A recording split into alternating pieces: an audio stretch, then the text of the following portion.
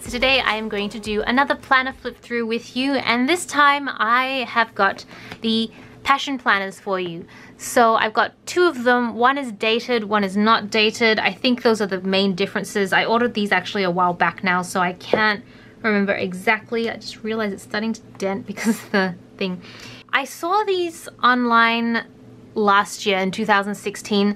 What really caught my eye were the designs, like especially this one because I love blue, but the intricate designs really got my attention. I thought that was really unique, and I saw a couple YouTubers do reviews on them, and I thought these might be really cool planners to try out. So I got two of them. This one is dated, this one is undated, and they come slightly different layouts inside. So that's one of the reasons I got them, so I could test out both and I could show you both. So I'm gonna go through the pink one first. I think it's called Birds and Bees Blush is the specific name for it. One of the reasons I thought the passion planner would be really great for me is that I kind of want to make 2017 as successful and productive as possible.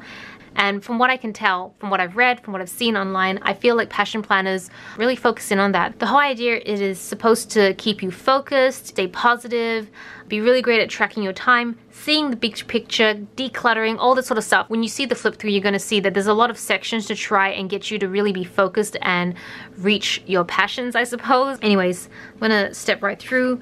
First thing I noticed is that the paper is quite thick.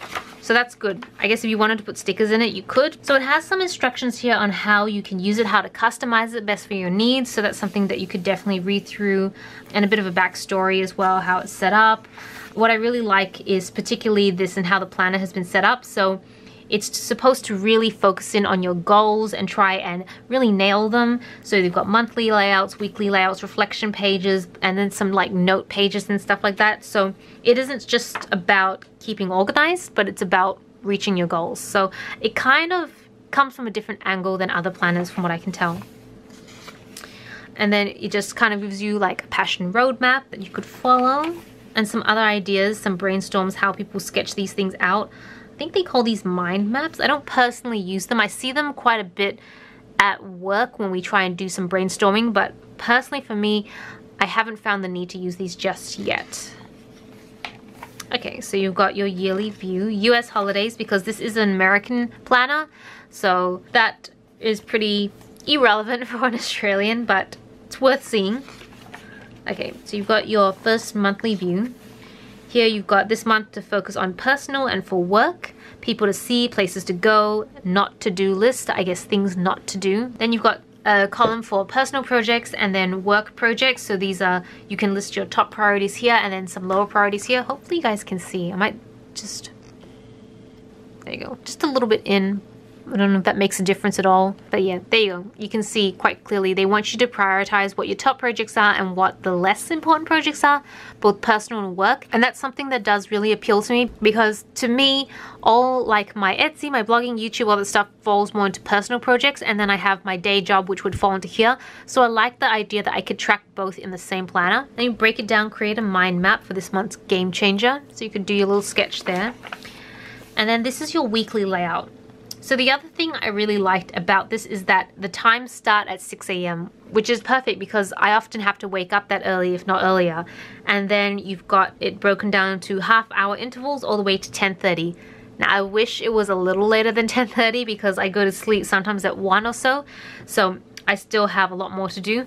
But from what I can see through all the planners I've been through, this is one of the more lengthier time slots, which is great. But this really is just mapping out where your time is going and not really, I would say, like highlighting certain activities or anything like that. So you could say I spent this much time in meetings and this much time cutting stickers. I'm just speaking from my own personal view. So you can include, I'm gonna bring this up.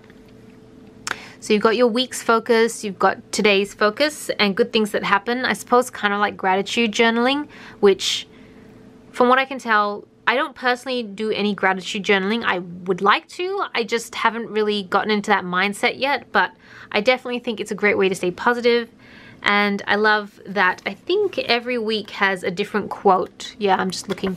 Every week has a little quote here, which I'm a huge quote fan. I feel like it helps keep me on track and stay motivated. So knowledge is of no value unless you put it to practice. Very true. And then like a little tip here. So you got your quote, you got your little tip. Research a new skill to increase your productivity and apply it to your daily routine this week. At the end of the week, reflect on what you've learned. And then you've got your personal to-do list, including prioritizations, errands, and then the work to-do list. And then space for infinite possibilities. So I guess it's like around mind mapping or just anything you want to do. So that's the layout for the weekly view. And I know that I know when I first got into planning and I saw a lot of these little things like what are you grateful for today, and you know, learn a new skill, and a lot of these, I don't know the way to describe it, but I guess I would find them, like initially I found them kind of pretentious because I just thought like every week is just you wake up, you go to work, you wake up, you go to work, you come home. I just thought every week is kind of like a grind, or school, come home, do your homework or do more work, watch TV, go to bed, done. And it's just rinse and repeat up until Saturday and Sunday where you're just trying to do your laundry and cooking and all that sort of stuff. But that was kind of like the mindset I was in at the time. Now for the last few years that I've changed my mindset, I'm really trying to do more things outside of work and not let that dominate my entire life. I can see why these little bits and pieces are necessary and really do help you kind of think beyond that. So that's just my little take on that, I suppose. I know Kiki K does kind of similar planners to this. Okay, so the weeks are all pretty much the same layout except for a different quote and task. I'm actually really looking forward to seeing what all the different quotes are. So by the end of the month, you have a reflection page. So you can go through what is the most memorable part of the month, the 3 biggest lessons you learnt. You review your planner and assess the priorities and see if you're happy with how you spent your time. So it really comes down to doing a lot of reflecting. And how are the 2 months in the past been different from each other? What are you especially grateful for?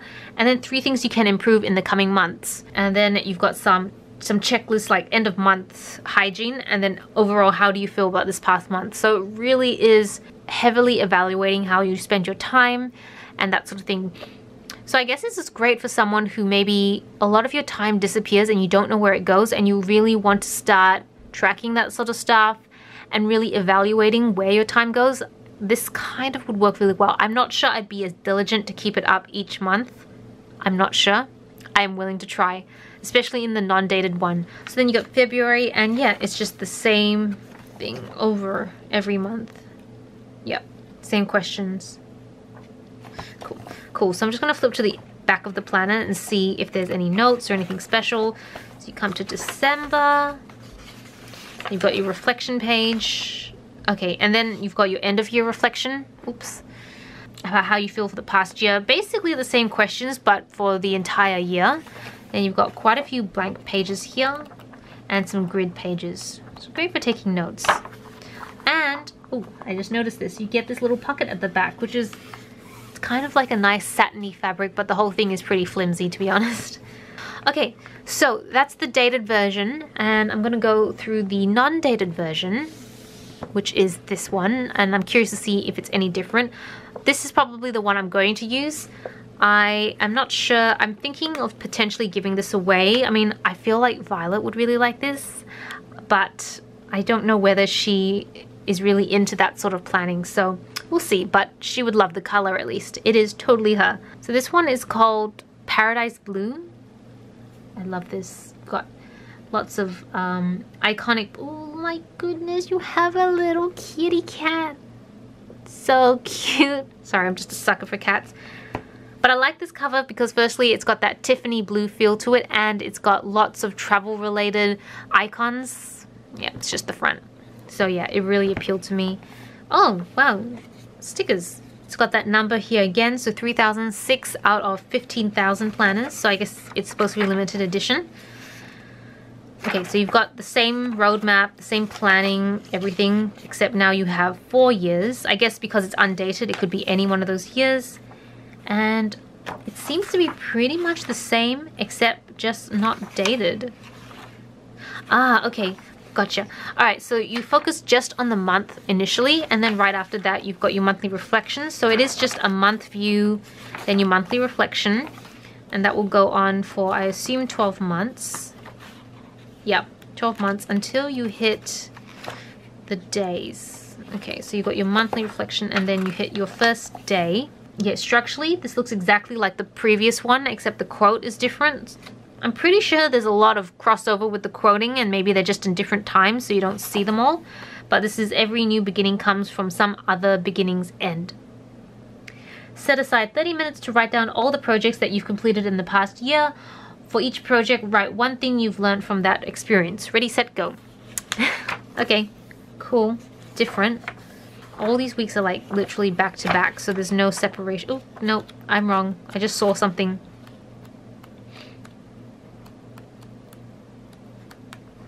Where was that? Ah, there we go. Your mid-year okay, mid-year passion roadmap. Huh, okay, cool. There's no place to really write it. Maybe they mean write it in here. Make wish lists, prioritize, create your first passion plan, and add specific timelines, dates, work edit, all that sort of stuff. So you got your weeks, and then you got into some blank paper and some grid paper. And that's about it. It's got the same pocket with that same sort of fabric, that sort of satin-like fabric. Right, okay. Quite different. Like, structurally quite different.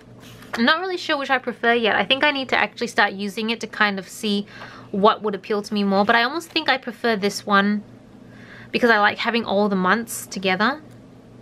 And I really love using, like, I use the monthly view on my Erin Condren to death because it helps me plan out the month and it helps me see what the following months are going to be so I can kind of start gauging what my workload will be like. Yeah, that's very interesting. Okay, cool. So those are the two passion planners. So you can see how they're both different but the same. So really which one you want might depend on potentially the cover you like and your method of planning. Personally, I like this one better. Just me. But yeah, hopefully you found this video interesting. Let me know if you use the passion planner and what you use it for. I'd love to know about it. If there are any other planners out there that you would love to see a flip through or flip through, that sounded silly. If there are any other planners out there that you would love to see featured so I can do a flip through for you, let me know. I'm more than happy to do it. I love trying new planners. Even though I feel like it really pulls me away from finding planner peace because I'm always trying new things out, but I'm comfortable with my planner addiction. It's just the way it is. Thank you so much for watching. I hope you have a great week. This is Celina reporting from my room. Back to you, internet.